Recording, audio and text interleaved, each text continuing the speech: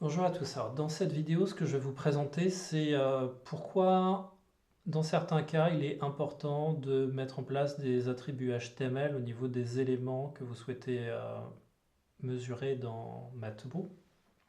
Donc ça, ce que je vais expliquer, hein, c'est propre à tous les gestionnaires de balises, c'est pas propre qu'à Matomo. Cette vidéo, elle est suite du coup à un entretien que j'ai eu avec un utilisateur qui du coup avait un plan de marquage, enfin avait dans Matomo Tag Manager en fait plus de 500 balises et plus de 500 déclencheurs.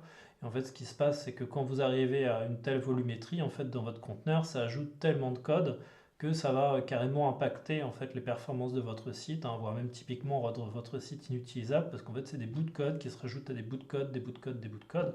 Et en fait, la page web telle que vous la voyez, en fait, ne fait pas la page, ne fait pas la longueur que ce que vous voyez, mais bien plus que ça. Et du coup, ça peut vraiment rendre votre site inutilisable. Donc, pour éviter d'ajouter 500 balises et 500 déclencheurs dans votre gestionnaire de balises, en fait, on va déporter tout ce que vous envoyez depuis Matomo Tag Manager directement dans le code source de vos pages. Donc, de façon plus explicite ici, si j'inspecte mon élément, au lieu, donc ici qui est mon bouton, hein, au lieu de me retrouver avec dans Matomo Tag Manager à définir un événement qui va porter la valeur ici qui va être devis, clic et assurance habitation, je vais en fait demander du coup à l'équipe d'intégration de mettre dans l'élément HTML, à savoir ici le bouton, les informations qui m'intéressent. Donc en gros ici des informations pour envoyer un événement qui va être dans mon cas de figure la catégorie, l'action et le nom de l'événement, puisque dans Matomo c'est comme ça que ça va fonctionner. On a besoin de ces trois éléments pour décrire de façon exhaustive en fait un événement. Et puis à côté de ça, en fait, je vais sortir également identifier en fait un identifiant ou une classe qui serait commune à chacun des éléments qui m'intéresse de mesurer. Donc là, dans mon cas de figure, j'ai demandé aussi l'ajout d'un identifiant qui est commun en fait à chaque élément sur lequel je souhaite mesurer des interactions. En fait, c'est là-dessus que je vais pouvoir baser mon déclencheur. Donc, en fait, ici à retenir, c'est que vous avez trois variables, la catégorie, l'action et le nom. Et puis à côté de ça, on va également avoir un autre attribut qu'on va pouvoir utiliser, qui va être dans mon cas de figure ici l'identifiant, pour pouvoir faire notre déclencheur. Côté Matomo Tag Manager, donc en gros ici, ce que je suis en train de vous expliquer, c'est qu'au lieu d'avoir pour mon formulaire de devis au moins 6 balises et 6 déclencheurs associés, en fait, j'en ai plus qu'un seul. Donc ici, j'ai créé ma balise qui s'appelle événement.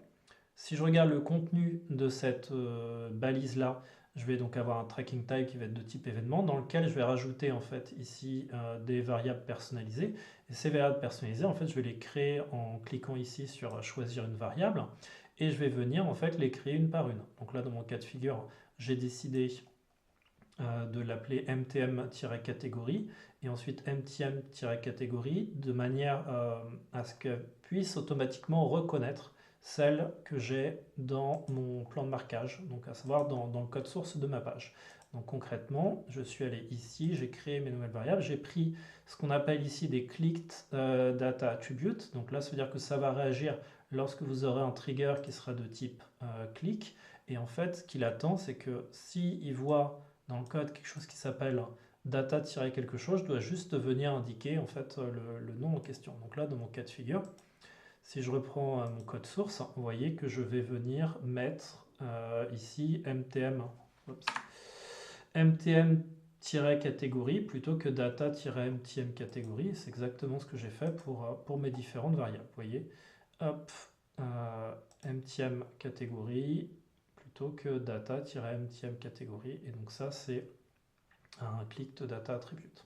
Voilà, donc une fois que tout ça c'est terminé, vous vous mettez en mode de prévisualisation, vous testez, ici je clique sur assurance auto, je clique là-dessus, tac, j'ai bien un événement qui est envoyé, je regarde mes variables, ça m'indique bien que c'est un devis, un clic, assurance auto, bingo. Et à côté de ça, j'ai bien mon déclencheur qui réagit au niveau de l'identifiant qui est MTM devis bouton, où j'ai bien derrière ici mon ID qui est MTM-devis bouton.